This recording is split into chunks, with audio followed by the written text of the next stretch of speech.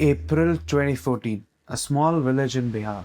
Social media was maybe 20% of what actually happened, but the real machine was something else entirely. CNN called it the Facebook election, but the real story is much weirder. That is distributed content production at industrial scale. Today, I'm going to show you what most people miss about Modi ji. April 2014, a small village in Bihar, a man walked into a cramped room where the only electric device is a borrowed DVD player. On the screen, a 3D hologram of Narendra Modi ji delivering a live speech from 800 kilometers away. The villagers had never seen anything like this in their life. They were staring at the future of politics in India and they didn't even know it yet. One speech, 100 villagers simultaneously. No other politician on earth was doing that at that scale in 2014. I am Harsh. I run Skin Business Accelerator and multiple other companies. We consult with aesthetic practices, medical clinics, founders, and anybody building a brand and who needs strategy. But outside of that, I obsess over one question. How do you move millions of people to do something? Most people think Modi won India's election because of social media. That is fundamentally wrong. Social media was maybe 20% of what actually happened, but the real machine was something else entirely. And when I understood that machine, I now see it everywhere in brand building, in organizational design, in how movements get built at scale. Today, I'm going to show you what most people miss about Modi ji. Not the political takes, the actual operational blueprint. Now, let's talk about the three layers that nobody sees. Here is what happened in 2014. A man named Narendra Modi ran for Prime Minister of India. The Congress party had ruled India for 60 years. Their candidate was Rahul Gandhi ji, a fifth generation dynasty politician. By all conventional logic, Modi ji should have lost. Instead, Modi ji won by the largest single party majority in 30 years. Everyone blamed or credited social media. CNN called it the Facebook election. But the real story is much weirder and much more, interesting. Think about this. In 2013, when Rahul Gandhi had about 2.4 million followers on Twitter, that was mostly managed by the Congress digital team. Modi's operation had 240 pages across all languages, 240 separate hubs running different content, each one generating more daily posts than the entire mainstream news cycle in India combined. That is not social media strategy, that is distributed content production at industrial scale. But here is what most people miss. This was still not the main weapon. The real machine was called the Vistarak system. Vistarak means expander in Hindi, and it worked like this. The BJP identified 9 lakh booth level coordinators across the country. They were not party officials, they were not paid staff, they were local people, shopkeepers, school teachers, farmers, people who had influence in the specific neighborhood, and each one was given a WhatsApp group. No social media, just WhatsApp. 9 lakh WhatsApp groups, each with about 50 to 200 people, each group running hyper local narratives. Someone in a factory town would get messaging about job creation, industrial policy reforms. The same person was Modi, but now arriving through 1,000 different doors with 1,000 different filters. And here is the part nobody talks about. These groups did not broadcast. They were conversations, real comments, real doubts, real pushbacks. The whole thing felt organic because it was semi-organic. The messaging was centralized, but the distribution was completely decentralized. I was briefing a dermatology client last month on content strategy. She was worried that her Instagram felt too polished, too corporate. She said, I wanted my community to feel like they're talking to a friend and not to a brand. I then showed her the screenshot of one of the WhatsApp groups from Modi's campaign in 2014. She stared at it for 30 seconds and then said, yeah, this is exactly what I want. And that is the lesson. Nobody trusts a broadcast. Everybody trusts a network where they see familiar and similar faces. Now let's talk about the chai moments. This is what I called the biography judo flip. In 2011, Modi ji was Chief Minister of Gujarat. Powerful, effective, but boring to most of India. He was 61 years old, he had no national profile, while Rahul Gandhi was 40. from the family that freed India from the Britishers, a member of India's original political dynasty, and by every measure of power, Modi ji was supposed to lose. But then something happened that nobody saw coming. Mulayam Singh ji, who was a rival politician, gave a speech. He said something like, Modi ji brags about his 56 inches, but his heart is not there. This was supposed to be an insult, a joke about Modi ji being all talk and no compassion. Modi ji's team did not respond with anger. They did not write op-eds. They did not attack back. Instead, they flipped the narrative. They created a messaging like 56 inch ka Sina, and they made it an identity anchor. They made it mean that this is the chest of a man strong enough to stand alone. Not a dynasty, not a family to back him. One man built by hard work, willing to take risks. And suddenly that insult became a symbol of everything that Modi ji represented. They were tired of dynasty politics by now, and this taunt became a brand among the voters. I'm gonna say something that'll annoy political people, but it's true. This is not politics, this is judo. You take what your opponent is throwing at you, you then redirect it. You accelerate it. I read something similar for a cosmetics client last year. A competitor said that she was too young to understand skincare, supposed to be in a tap, but she turned it into the skincare without past patterns, and suddenly the inexperience became the authority because she redefined what authority means. And that is the Modi ji pattern. Don't defend the attack, redefine the game so now your weakness is your strength. Now let's talk about the owned media play. This is something that gets almost zero coverage but is very important to understand Modi ji's journey. Man ki baat. That means thoughts from the heart. Modi ji started back in 2014 and has been doing it monthly for over a decade now. Think about what that means. Every month, Modi ji connect to everyone directly. No journalists, no filters, no fact checkers. Just Modi ji talking for 30 minutes straight about whatever he wants. How many political leaders anywhere in the world have ever built something like that? An own media channel that reaches tens of millions of people every single month for 10 years with zero competition from anybody else. That is the part nobody understands about modern communication. The person who controls the microphone controls the narrative. Mainstream media in India was fragmented. Daily channels fought, newspapers disagreed. But Modi ji's channel Man Ki Baat, the WhatsApp groups, the Facebook pages, all of them were unified and it was owned by Modi ji's narrative. The Congress party had much larger media relationships, veteran journalists who were favorable, TV networks that would give them more airtime, but they never built an owned channel. They always dependent on gatekeepers. But by 2014, Modi ji had already decided, I do not need the gatekeepers anymore, I'll build my own. And then comes the hologram innovation. And now let me go back to that village in Bihar. In April 2014, Modi ji had a campaign problem.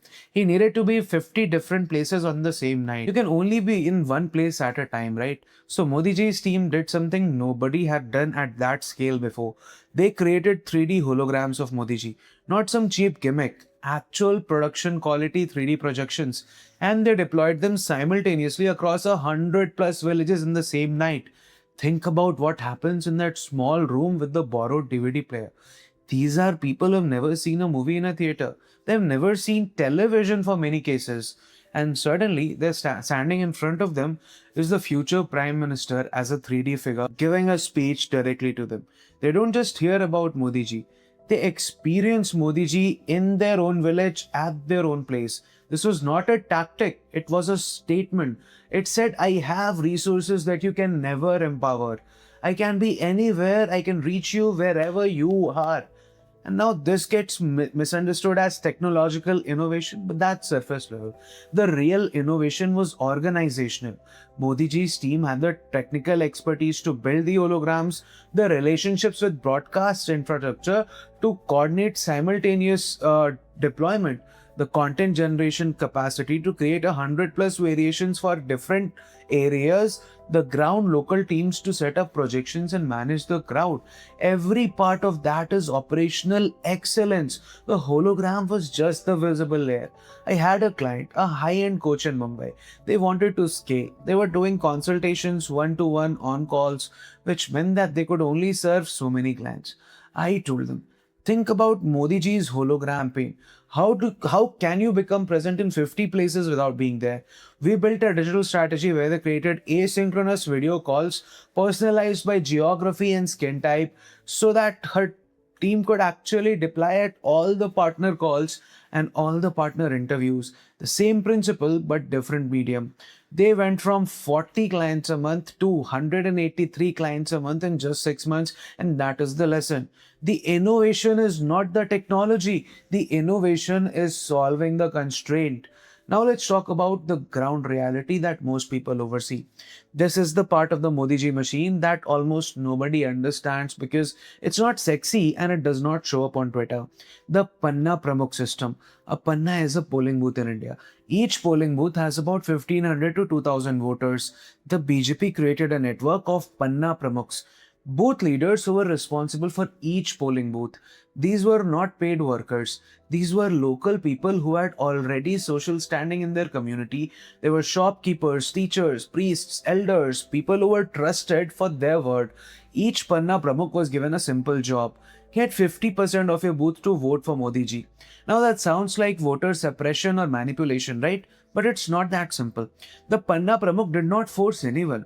They did what they did best. They had conversations with people. They understood the local folks' challenges. They made it personal to the people. And here is what Modi ji is saying about agricultural subsidies. What do you think about it? Is that addressing your issue? It is not propaganda. It is localized persuasion. The Congress party had a on-ground organization too, much older and much bigger, but they were not structured. They were hierarchical top-down. The local MLA would give orders and the people would follow. But that's brittle. If the MLA is weak or unpopular, the whole thing collapses. But Modi ji's network was distributed, decentralized. If one Panna Pramukh was weak, it did not simply matter. There were 9 lakh others. The system was resilient and robust, and this is something I think about all the time in my consulting. Most businesses need top-down organization because that is easiest to manage, yes. But the most scalable organizations are networks of semi-autonomous units. My best clients are the ones who figure out how to recruit local leaders, master practitioners, micro specialists, brand ambassadors, and empower them instead of controlling them. One of my aesthetics clients built a network of non-invasive aesthetic trainers in tier 2 and tier 3 cities. Now, these are areas where big corporate clinics have not yet reached. And she gave each trainer a simple job. Teach women in your city about skincare and science, not to recruit patients directly, just to educate. And in the process, the trainer becomes the local authority on that particular topic.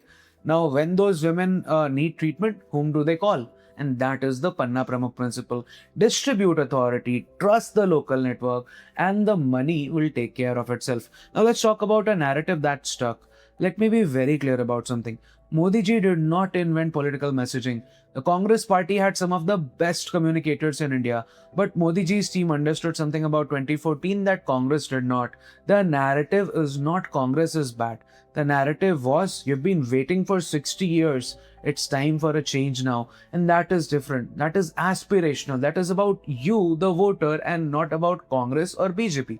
And that story was told everywhere, in WhatsApp groups, in Facebook posts, in Chai Pe Charcha, in hologram rallies, in conversations with booth leaders. The story was the same, the narrative was the same, just the medium and detail changed.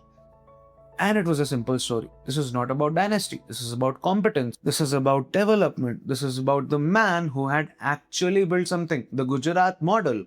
And he had already proven to you what was possible. Now, whether that story is true or fair or false, that is not my job to decide. My job is to understand how that story moved people, how that story led to 250 million votes being casted. Now let's talk about what this means. Let me connect this back to what I actually do for a living. When I work with clinic founders, I'm not just building a brand. I'm building a machinery. The machinery has layers. The narrative layer, like why should someone choose you? The distribution layer, how will they hear that narrative? The local layer, who is your panna pramukh in the each market? And the owned media layer, what channels do you control directly? And most clinic founders skip right to let's get on Instagram. Instagram is the hologram rally. Yes, fine. That is just 10% of the entire machinery, right? The real work is who are your booth leaders? What WhatsApp groups can you activate? What is your Man Ki Baat channel? Your own monthly moment where you own the narrative directly without relying on algorithms or journalists or PR articles. The clinic that gets this is the one that scales, the one that treats local leadership as an asset and not as a cost center, the one that makes sure that story is consistent across every medium but feels local at every place. Modi ji's machinery did not win because of innovation, it won because every layer of the machine was built with operational precision and strategic intent. The thing that stuck with me, the thing that I keep coming back to is this. Modi ji started with much lesser resources than the Congress party, lesser media relationships, lesser corporate funding in the beginning, less history. But he understood something fundamental. In the modern world, the person who keeps their own distribution wins, not the person who is best at convincing existing gatekeepers. That insight is not about Indian politics. The question is not how do I get the existing media to cover me? The question is how do I build a system where I do not even need the existing media? Answer that question better than anyone else, and scaling becomes inevitable. Thank you so much for watching. If you like this video, share this with someone who might find this valuable, and subscribe because this video was just the tip of the iceberg. The following videos are going to be much deeper and 10x more valuable. Thank you so much for watching, and I'm going to see you in the next one.